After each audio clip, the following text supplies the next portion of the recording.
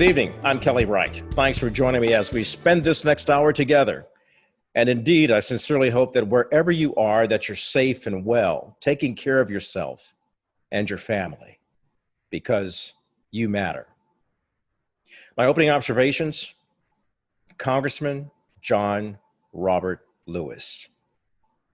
A life well lived, and he leaves a legacy that all of us should seek to follow. He also left us a final essay that was published in today's New York Times, and many of us are talking about it, about his final words to a nation that he loved. In reading some excerpts from it, here's what he stated. While my time here has now come to an end, I want you to know that in the last days and hours of my life, you inspired me. You filled me with hope about the next chapter of the great American story when you used your power to make a difference in our society. Millions of people motivated simply by human compassion laid down the burdens of division. Around the country and the world, you set aside race, class, age, language, and nationality to demand respect for human dignity. That is why I had to visit Black Lives Matter Plaza in Washington, though I was admitted to the hospital the following day. I just had to see and feel it for myself that after many years of silent witness, the truth is still marching on. John Lewis. We celebrate your life, we celebrate your legacy, and we know that through faith, hope, and love in God, through you, the truth still marches on. And those are my opening observations. So in tonight's program, we celebrate the life of John Lewis, and we talk to people who knew him. But first, we turn our focus to the funeral or the celebration that took place at Ebenezer Baptist Church in Atlanta, Georgia, where 3 former presidents were present during the celebration or the homegoing, if you will, for John Lewis. President George W. Bush, President Bill Clinton, and President Barack Obama, who delivered the eulogy. You see it in people trying to be better, truer versions of ourselves. And that's what John Lewis teaches us.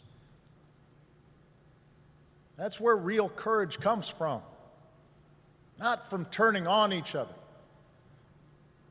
but by turning towards one another. Not by sowing hatred and division, but by spreading love and truth.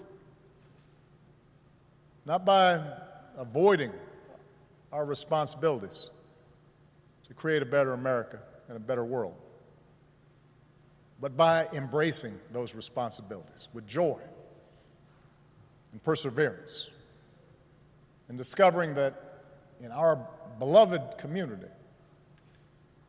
we do not walk alone. What a gift John Lewis was.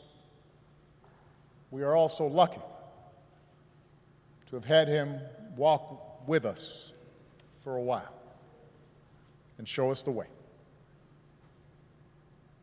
God bless you all. God bless America. God bless this gentle soul who pulled it closer to its promise. Former President Barack Obama talking about his good friend and the man that he considered his hero, Congressman John Lewis, a civil rights icon who has left us but has not been forgotten. Referring back to that final essay now that Congressman Lewis had published in today's New York Times, he stated this: like so many young people today, I was searching for a way out, or some might say a way in. And then I heard the voice of Dr. Martin Luther King Jr. on an old radio. He was talking about the philosophy and discipline of nonviolence. He said, we are all complicit when we tolerate injustice. He said, it's not enough to say it will get better by and by. He said, each of us has a moral obligation to stand up, and speak out. When you see something that is not right, he wrote, you must say something. You must do something. Democracy is not a state, it is an act. And each generation must do its part to help build what we called the beloved community, a nation and world society at peace with itself. Words from John Lewis. We'll be back with more after this.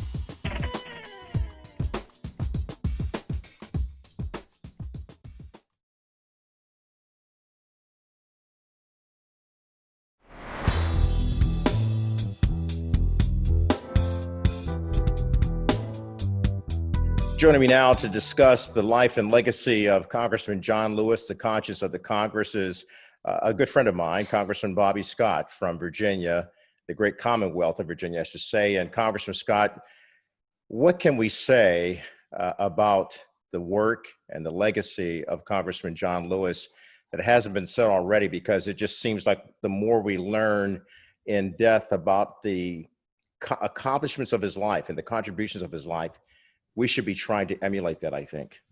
Well, I think you're absolutely right. And I think a lot has been said, but I think the one thing that can be said is if you just look at what the state of America was when he started and where we are now, his focus was on voting rights. In fact, the Edmund Pettus Bridge event stimulated the motivation and the momentum to get the Voting Rights Act passed. The number of people who are registered to vote, particularly in the South, and the number of people registered now. And there's some counties in the South where you could virtually name the African Americans who are registered to vote.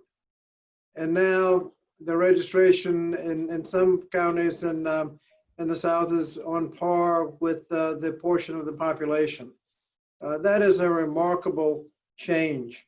If you look at the Supreme Court and what the Supreme Court has done over that period of time in segregation, he said he got motivated by looking at signs that said colored waiting, white waiting rooms, colored water fountains, white water fountains, and that was just unacceptable to him, and he was going to do something about it. The Supreme Court has really backed off on what they're doing. You see that in school integration. The schools now, right after 54, there's a strong Supreme Court pushing to integrate the schools. And now they've let the schools backslide to the point where one of the recent cases had voluntary school integration plans set aside as unconstitutional. So we've got a lot of work to do. But he was always focused. And, you hear the term "eyes on the prize." Yes. There's no time for revenge. There's no time for bitterness. He's always focused on making progress. And voting, he always viewed as most important. All of the problems that we have, if we could just vote, we could solve the problems. The police misconduct. If we can vote, we could have city councils that will hire the right police officers, vote and get the right prosecutors who can decide whether police officers need to be held criminally responsible. If we just vote, we could change the policing policies. I mean, the vote was so important and so fundamental. And when you look at the number of people who were voting in the 1960s before the Voting Rights Act, and the number of people who are voting now, even with the voter suppression, it is a profound difference. And John Robert Lewis was part and parcel of all of that change over the years. What does it mean to you to have known him personally all these years that he has served in Congress? You've been there for many years yourself representing the Commonwealth of Virginia, and of course he was representing Georgia. But the two of you having occasion to work together as members of the Congressional Black Caucus and also members of Congress itself. Well, he was obviously a revered member because you just knew his life story, what he had been through, and he converted his protesting from the early 60s into, in the mid 80s, into elected politics. Well, I guess he was on city council before he was on before he was in Congress. But he recognized that the changes that needed to be made through the electoral political process, and he used his seat every day to try to make progress in voting rights and making sure the state social safety net was there, equality, education, so people could move forward. Everything that we were doing moving forward, he was using his life experience and keeping his eyes on the prize to make sure that we continued to make progress.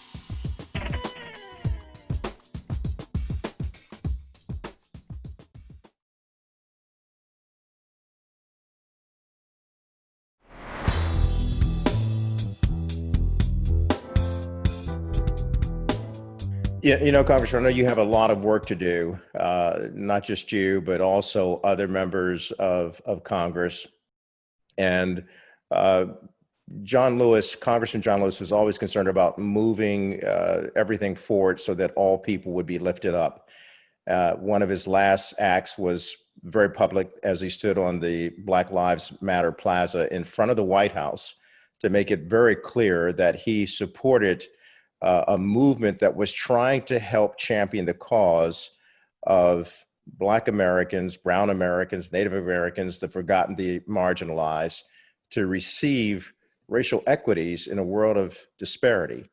How does Congress help move that forward beyond just championing the cause for getting people to vote? But how do you work within Congress to say we've got to lay down the gauntlet, the glorious gauntlet, and start having good trouble even here on Capitol Hill to bring our nation together?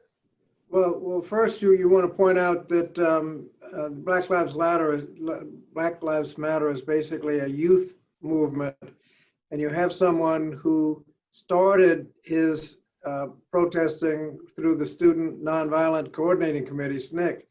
And so as a young person, he was very much involved, and here he is validating the efforts of young people today.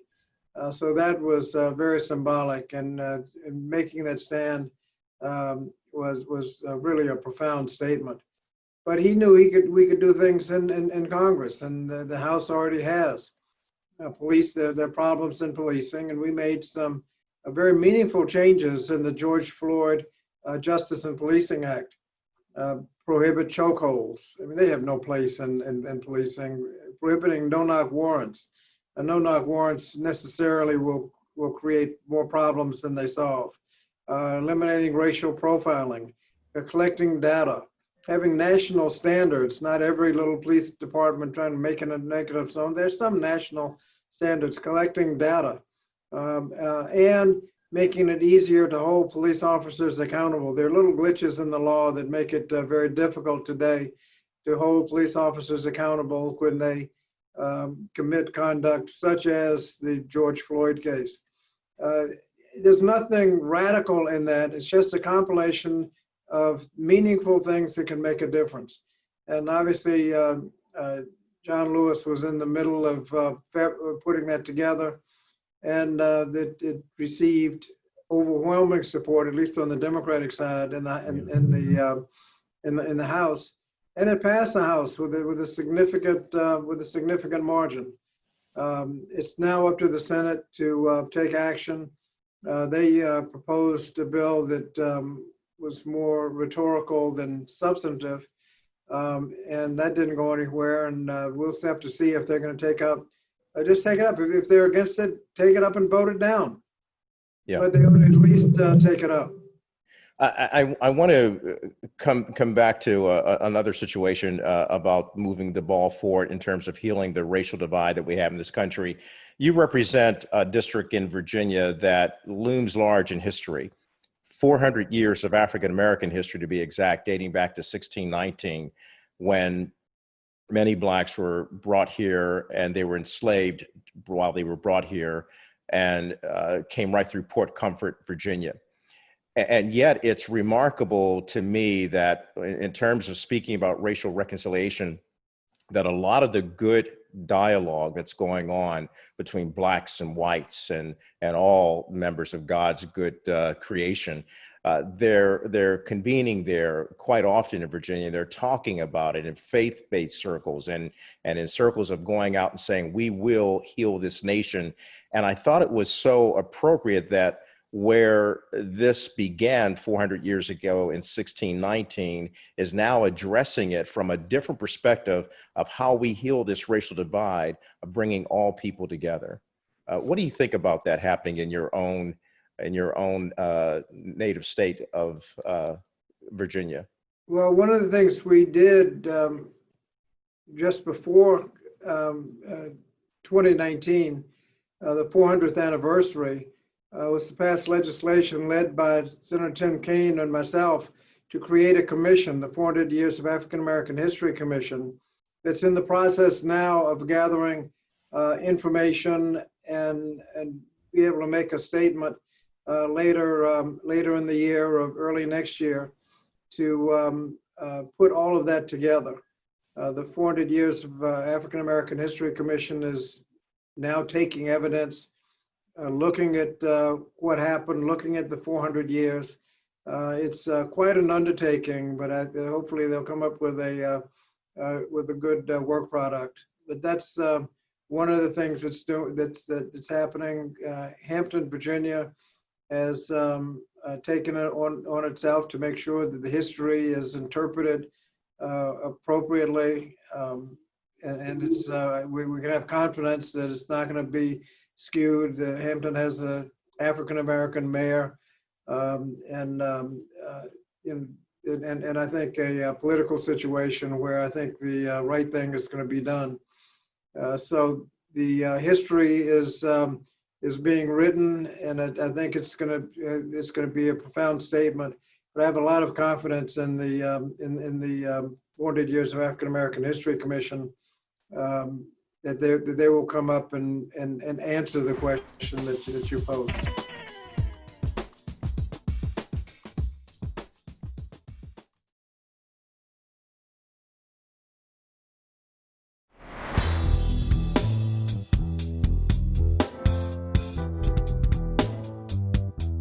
You, of course, you're the chair of the Education and Labor Committee, and those are two of the most important subject matters right now in the midst of the COVID-19 pandemic. Yet you find yourself going against the Republican Senate, which is trying to do a stimulus package that goes contrary to what you had hoped to accomplish, not just within your committee, but also within the Democrat House, dominated House at large, saying we still want to hold it at $600. And yet in this time, in this difficult time, we find a stalemate going on within the Republicans and the White House. What's going on? Well, first of all, it's not a stalemate between the Democrats and the Republicans. Right. The present stalemate is between the Republicans and the Republicans. The Democrats have passed a bill. I believe it's a very comprehensive bill addressing all of the concerns well, most of the concerns. You can't address everything. Most of the concerns we have. The normal legislative process would be for the Senate to pass a bill, and then you go into a conference committee to reconcile the differences. The Senate hasn't passed a bill. In fact, there's no indication that the Senate has even 51 votes, not the 60 you need to break a filibuster. They don't even have 51 votes to do whatever they want to do. It could be they've got a handful of senators don't want to do anything, and a handful of senators that want to do more closely aligned with what the House wants to do. And some haven't said much. I mean, they haven't come together with a position. But the two major points of controversy right now, the $600 extra on unemployment compensation. For the median worker, that means they're getting today about what they were getting before all the layoffs. And you have to put these layoffs in context.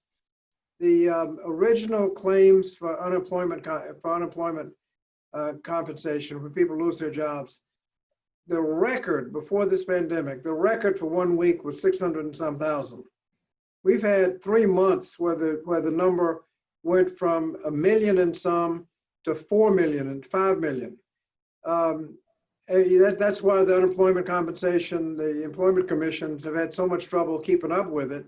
The numbers of people coming in are so high. Now, part of this is because self-inflicted.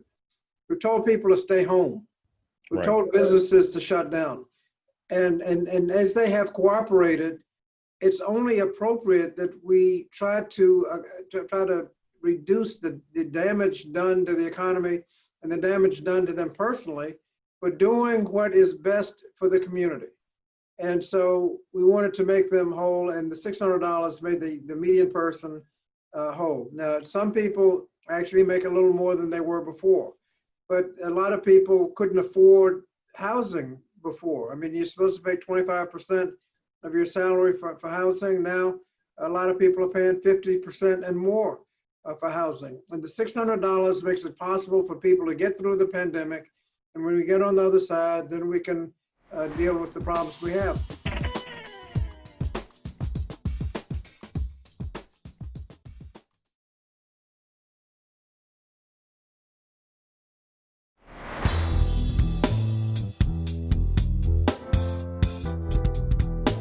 Congressman Bobby Scott, thank you.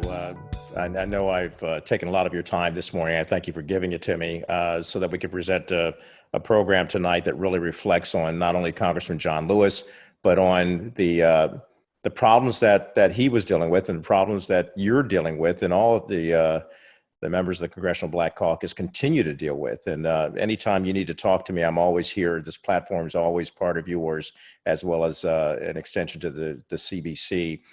Final question, Louis Gohmert. You talked to me about 2 months ago, and you talked to me about the importance of wearing a mask, even there in the halls of Congress. And yet here's a colleague of yours on the Republican side who was very defiant. And now he has come down testing positive with COVID-19. As a result of that, House Speaker Nancy Pelosi has issued a mandate for everyone wearing a mask in the halls. Well, I have my there you John are. Lewis mask I'll be putting on as soon as Yes. this interview is over. Okay. Well, I think that says it all. Well, the mask, as the experts tell us, is very ineffective in protecting you from the virus, but it protects everybody. It protects everybody else from you. So that if everybody's wearing a mask, everybody is protected. Representative Gohmert apparently had no symptoms, but he was positive. And that's why you need masks, because people who are showing no symptoms are contagious without knowing it. And without masks, and frankly, without testing, and we've been just derelict in testing. Other countries have figured it out. You know, what's up with us? Yeah. You need massive testing. And back to schools, how are you going to open the schools without testing everybody? If you figure that the same percentage of children are infected as in the community, they're coming in, and you're just asking for trouble. But in his case, and a lot of people have refused to wear masks. I mean, they've been given regrettable guidance from the White House as to the importance of masks. But they've had estimates as much as 50% of the transmission could be eliminated. And when that's compounded over time, it's a significant reduction in transmission, and maybe even more just by wearing a mask. I mean, it's not asking that much. And so I think a lot of the governors whose states have essentially gone out of control have finally decided that they're going to follow the science and at least recommend that people wear masks, even if it's not required. Some Republicans are now requiring it because they figured out that if you're ever going to get control, that you're going to have to do everything you can, which starts with masks, which includes testing, so that you can find out who is not symptomatic but contagious and get them so they know to quarantine themselves. They're just little things like that that we're just not taking advantage of. And when you're not doing everything you can see the results. Yeah, we can indeed. The little things do matter, and they loom large in dealing with this massive pandemic called coronavirus. Congressman Scott, thank you. I know you got to go. I appreciate your time. Certainly appreciate your friendship. God bless you and all the members there. Praying for you always. Thank you. Thank you so much. Stay safe. All right. Stay in good trouble.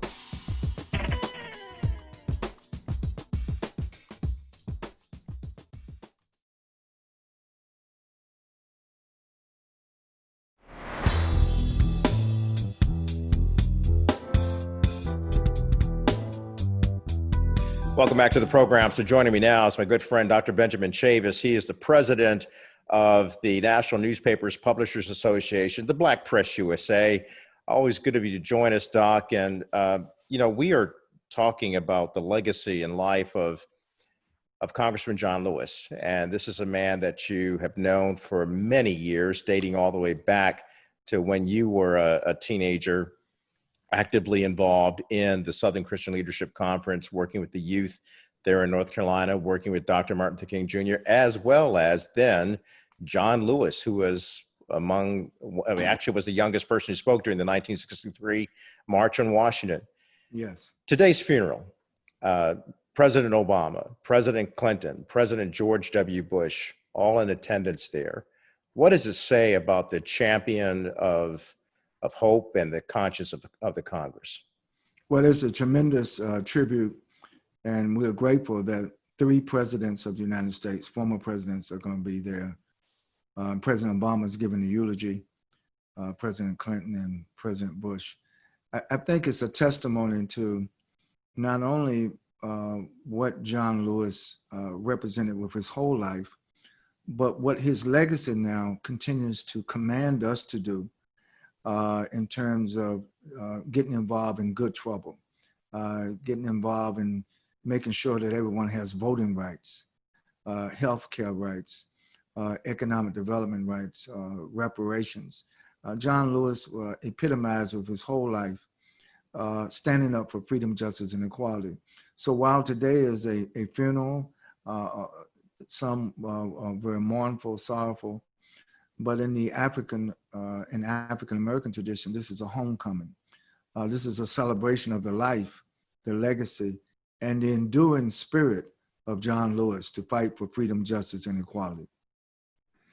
And I was talking to Congressman Bobby Scott in a previous segment. He was talking about we do have to vote, and not only on a national setting, but I should say, but also local and statewide, because we do have to effectuate change, even on the local level, politics being local. And John Lewis was keenly aware of that, which is why his legacy is so important in terms of how we move on. And you were talking about the youth movement. It's important that I know they're grappling with a lot of anger and hostility because of what's happened to George Floyd and Breonna Taylor and Ahmaud Arbery and so many other people. But it's important that they really latch on to what John Lewis was talking about in stirring up good trouble, but doing it non-violently. Oh, absolutely. I think the call that Black Lives Matter, John Lewis supported the Black Lives Matter movement. Black Votes Matter, John Lewis, we named now.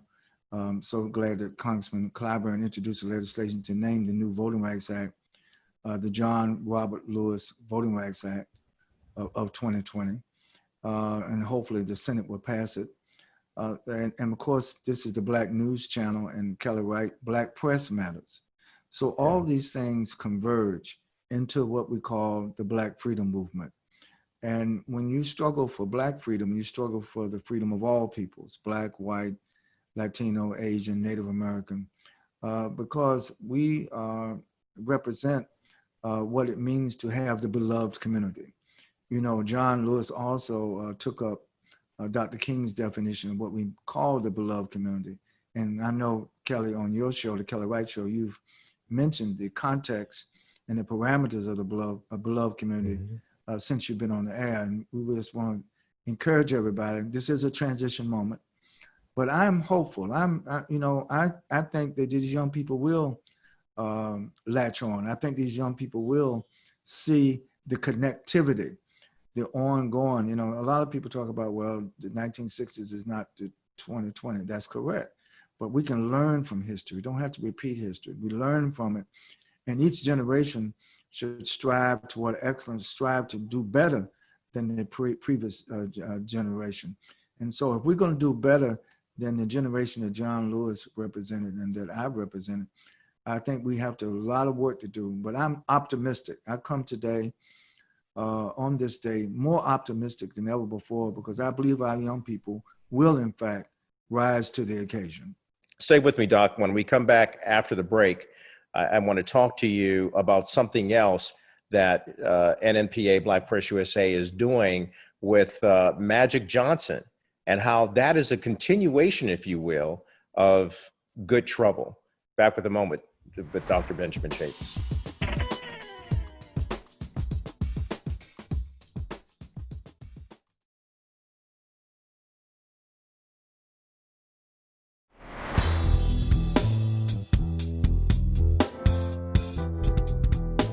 Welcome back to the program. So I've been talking to my good friend, Dr. Benjamin Chavis. He is the president of the National Newspapers Publishers Association and the Black Press USA. It's always an honor to have him join me on this program. There's something that's been going on with you and Magic Johnson that's just been released. And we need to talk about that, because I think in this day and age of COVID-19, it's so important that the NNPA is teaming with Magic Johnson to fund over $100 million in PPP loans for minority and women-owned businesses. How long have we been talking about this? And now to see that you've been able to broker this relationship with Magic Johnson, this is so good for minority entrepreneurs. Well, it's a good example. Magic Johnson is an excellent example of what John Lewis called good trouble in the economic field, in the economic development, in the financing field. You know, because of COVID-19, a lot of our Black-owned businesses have been devastated. So I have to really say it was Magic Johnson's leadership. He has a company called Equitrust, and Equitrust has partnered with MBA Capital. And so what the NNPA is doing, we are supporting. I wanted to do it in a very public way to show support of Magic Johnson's leadership to sustain African-American and women-owned businesses during this period of COVID-19, the PPP. And Equitrust, which Magic Johnson is the lead shareholder of, and MBE Capital have joined together. And I wanted to make sure that all of our publishers, all of our Black-owned businesses across the country know about this opportunity to get PPP loans. And many of those loans are forgivable if you follow the regulations of the loan. So it's an opportunity of $100 million. Actually, it's $100 million plus, but you have to get your applications in by August 8th. Now, we're learning from the Congress that deadline may be extended, but for the purpose of this broadcast, if you own a Black-owned business, if you're a sole proprietor, or if you're a joint proprietor, or if you've been in businesses and you are having a hard time because of COVID-19, you should apply. And that's what the blackpressusa.com, thank you, Kelly, for mentioning it. But I really, the lead in this is Magic Johnson.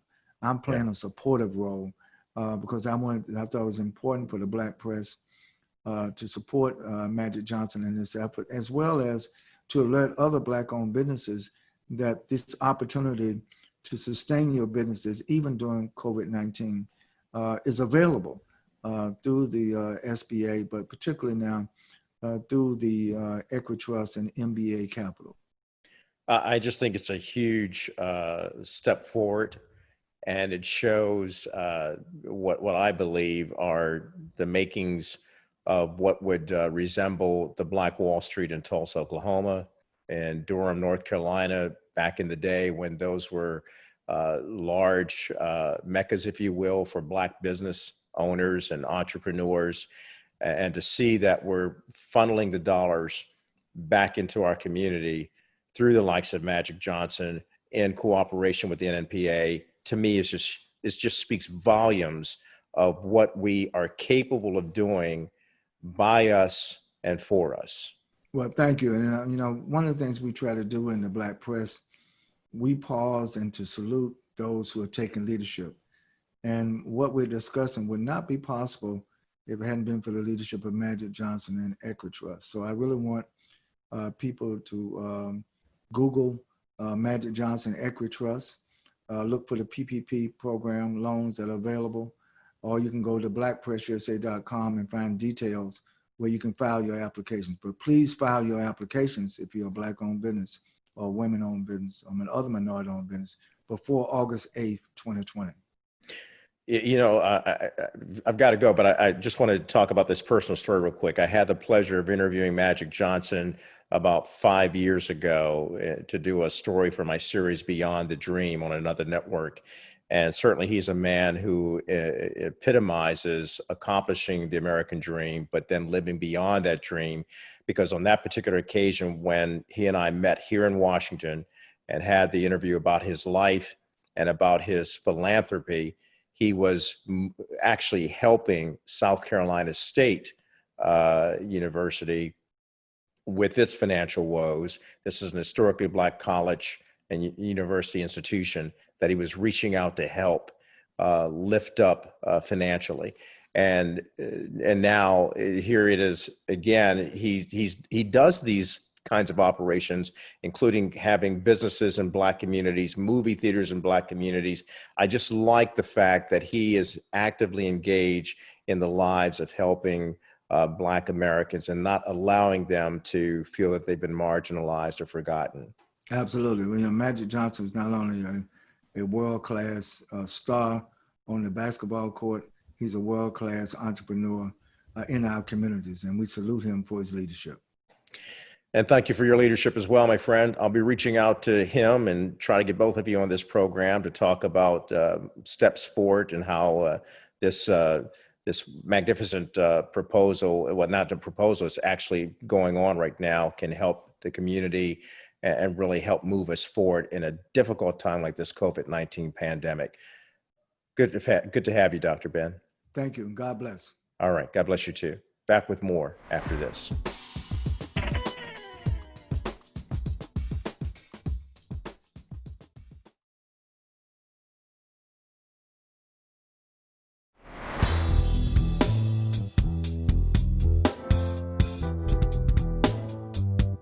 Welcome back. I want to thank all of my guests for appearing on tonight's program, and I thank each and every one of you for joining me. I sincerely appreciate you.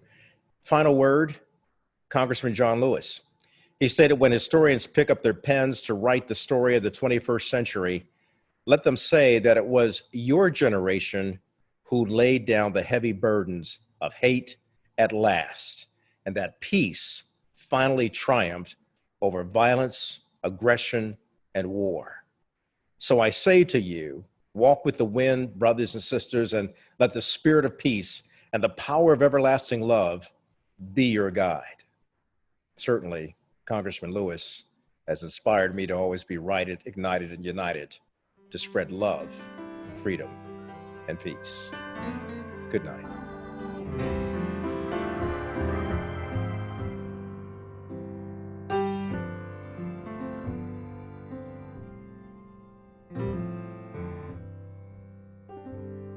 Precious Lord, take my hand, lead me on, let me stand.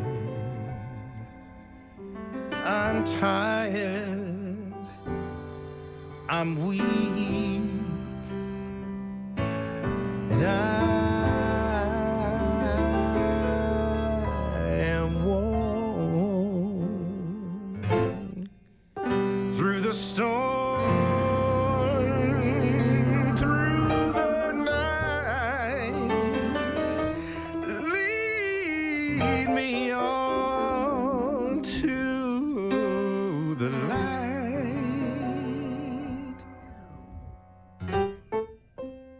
Precious Lord, take my hand and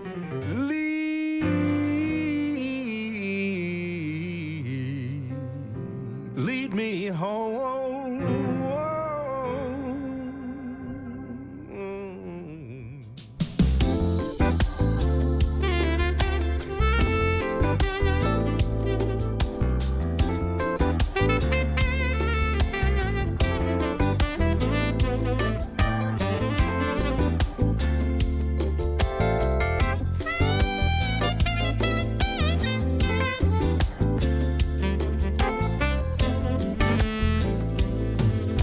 Precious Lord, take my hand, lead me on, let me stand. I am tired, I am weak, I am alone. Through the storm, through the night, lead me on to the light. Take my hand, precious Lord, and lead me home.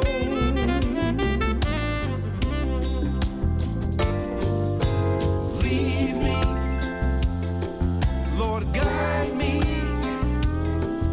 along the way. For if you lead me, I cannot stray. Precious Lord, take my hand and lead me home. When my way grows drear, precious Lord, linger near. When my life is almost gone,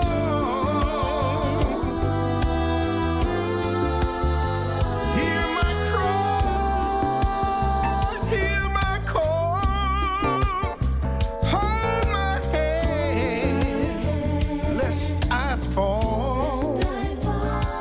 Take my hand, precious Lord.